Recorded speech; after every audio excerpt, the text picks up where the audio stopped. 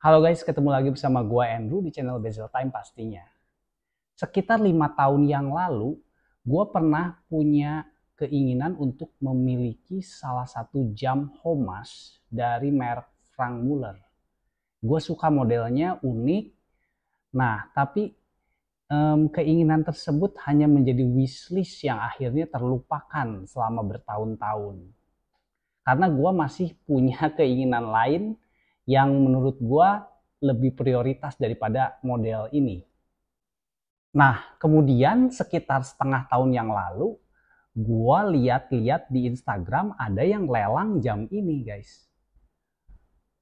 Ini merek Orient, modelnya mirip Frank Muller, movementnya otomatis, dan open bidnya daripada lelang itu adalah 500 ribuan.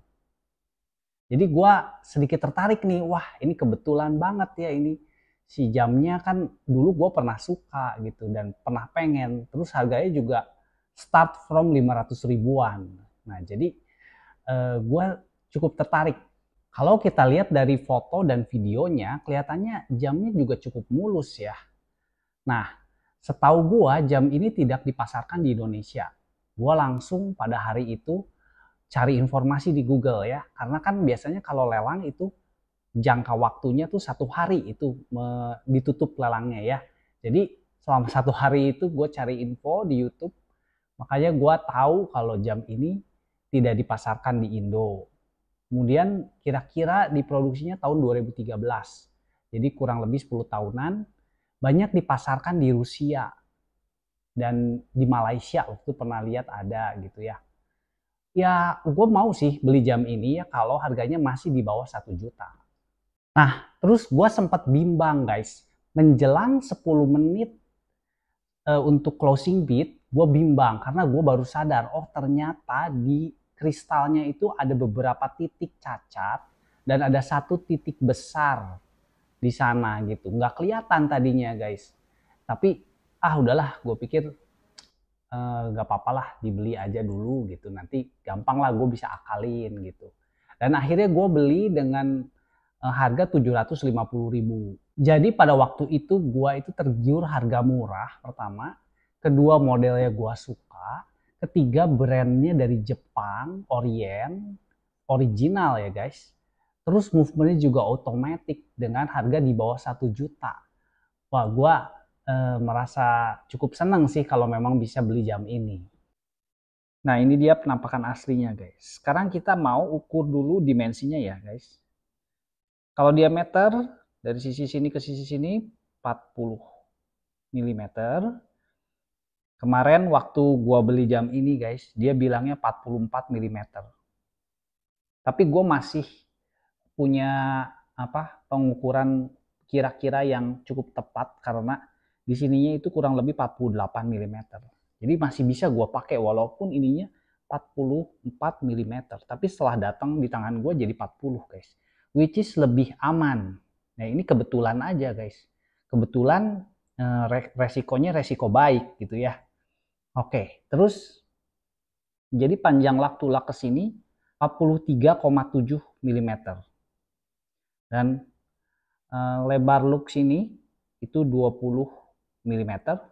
Kemudian ketebalannya itu 12,9 mm.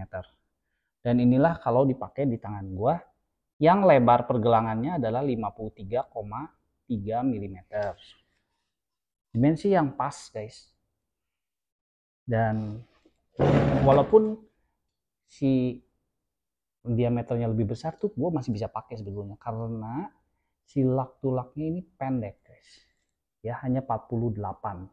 Tapi kalau begini ya lebih pas lagi guys, lebih aman lagi ya. Kita lihat dari jauh, memang ini kelihatannya tebal guys, tapi gue nggak masalah karena dia tidak ada segmentasi bidang pada bagian sisi case nya, jadi langsung ngeblok gitu kesannya. Sementara strap kulitnya ini sudah bukan original guys. Jadi dia sudah aftermarket. Buckle-nya pun sudah aftermarket. Tidak ada logo Orient ya kan. Nah tapi ini kulit asli guys. Kualitasnya biasa aja. Tapi cukup nyaman dipakai ya.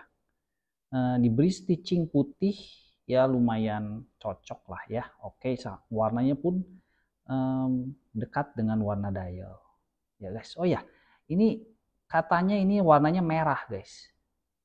Menurut website juga ini warna merah. Tapi apakah benar? Mungkin dari sisi sini saja ya kelihatan merah ya. Kalau dari sisi sini sih warnanya kayak coklat kopi sih kalau menurut gua. Oke, kita masuk ke dalam spek teknisnya ya.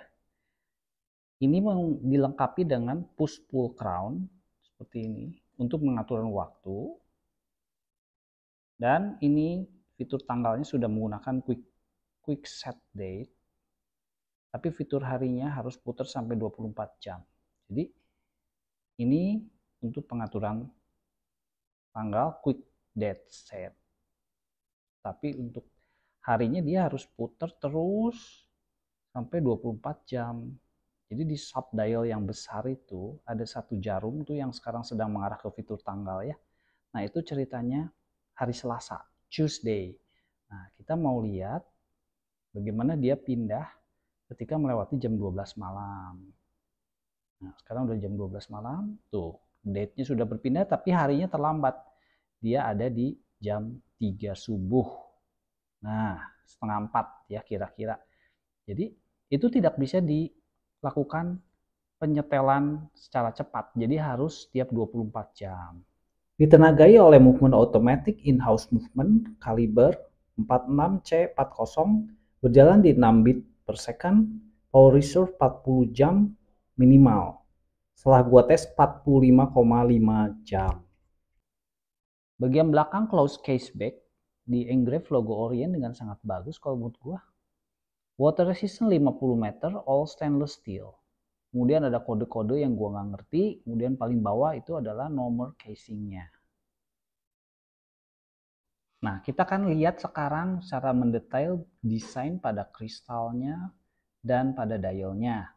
Ya, ini adalah penampilannya pertama kali ketika gua menerima jamnya ya.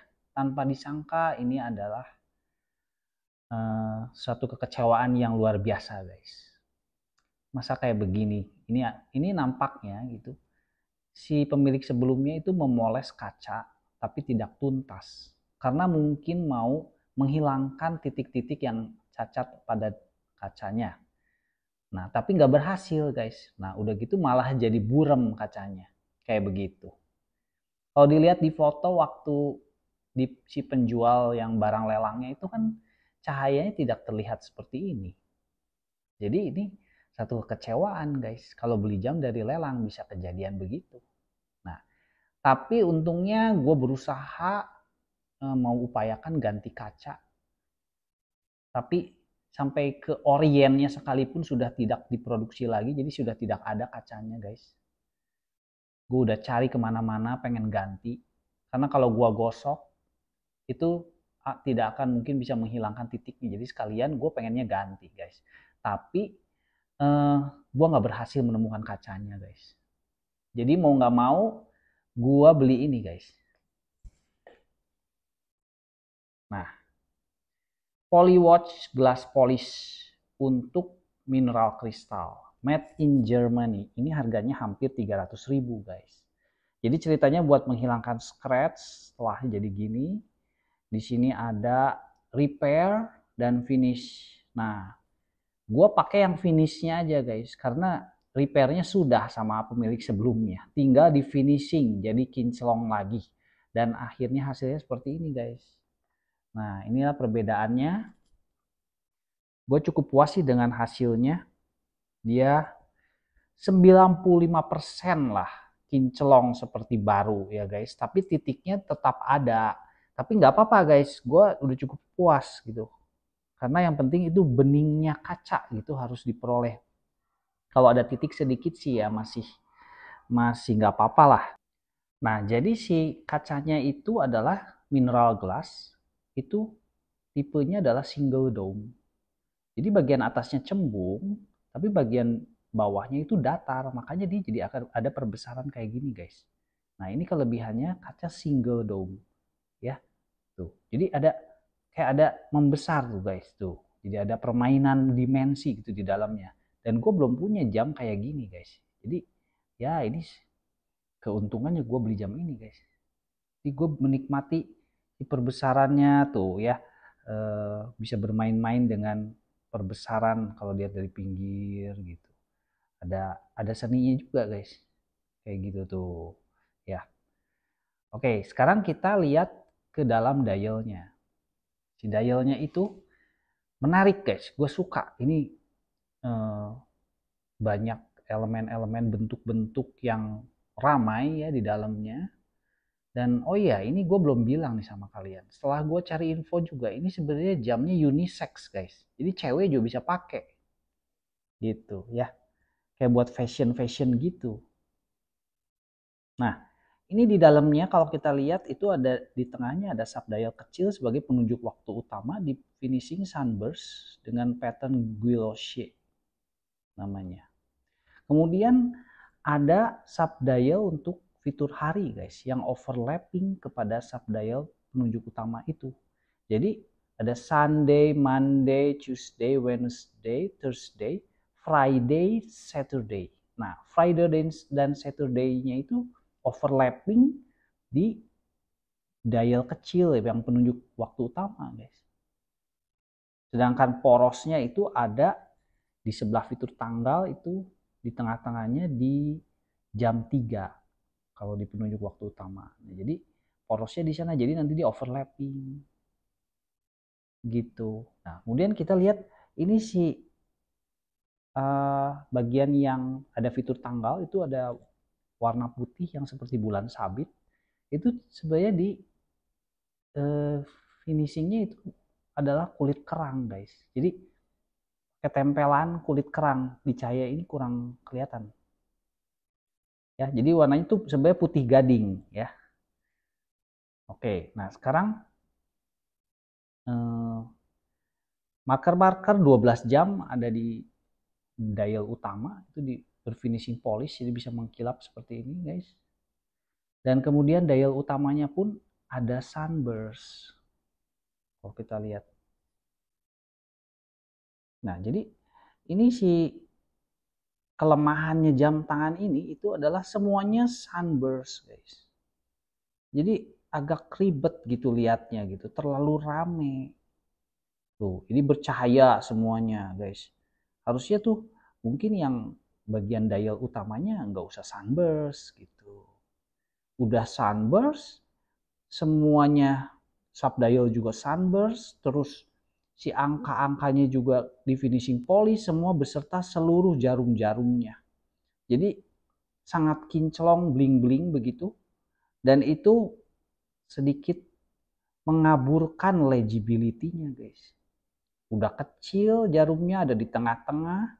Jadi kelemahannya kurang legible jam tangan ini tuh. Jadi kalau ngeliat waktu nggak bisa cepat guys.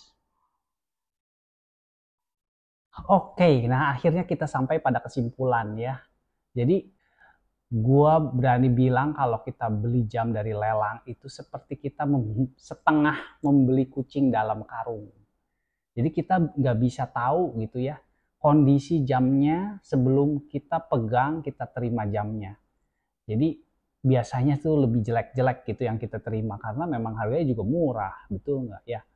Nah, jadi gue sebenarnya udah 3 kali sih beli jam dari lelang gitu dan tiga-tiganya itu ada hal-hal yang mengecewakan gitu ketika kita terima barangnya gitu. Jadi gue sudah kapok sih sebenarnya. Dibilang nyesel, sekarang jamnya juga gue udah suka sih ya karena gue sudah treatment jamnya sedemikian rupa gitu. Nah, cuma masalahnya resikonya besar guys. Gimana kalau misalnya gue nggak berhasil gitu kan, kondisinya jelek. Ini kan barang koleksi ya guys. Jadi gue bukan cuma pengen mengkoleksi barang itu dalam jangka waktu yang pendek gitu. Gue pengen jangka waktu yang panjang. Jadi pastinya harus kualitasnya bagus ya dan barangnya juga mulus gitu. Nah terus tadi kan awalnya gue tidak mau membeli jam ini ya kalau harganya lebih dari 1 juta ya. Tapi kenyataannya gara-gara gue memoles kaca jadinya 1,1 juta. Jadi udah overprice buat gue sebetulnya gitu. Ya memang sih ada hal-hal positif lainnya gitu. Bukan selalu semuanya negatif ya. Kan gue jadi punya pengalaman bagaimana memoles kaca mineral kristal. Ya cuman untuk kedepannya sih gue nggak bakal lagi sih beli-beli gitu. Jadi gue udah unfollow tuh si Instagramnya ya. Supaya nggak ada banyak godaan lagi untuk beli-beli jam ginian. Karena si penjualnya sendiri tidak tahu secara mendetail setiap barang-barang yang dia jual kan. Satu hari kan dia bisa jual banyak sekali barang gitu guys. Jadi nggak mungkin dia mengerti dengan detail gitu. Orang ukuran aja bisa salah guys. Nah yang penting kan dia kasih foto yang pencahayaannya mendukung, kelihatannya bagus barang-barang yang dia jual itu gitu. Oke, sebelum gua tutup video ini, gua mau bertanya sama kalian ya. Nah, masuknya genre apa nih jam tangan Orient ini, guys? Nanti kita diskusikan di kolom komentar ya. Silahkan like dan subscribe bagi kalian yang belum. Dan sampai ketemu lagi di video berikutnya. Bye.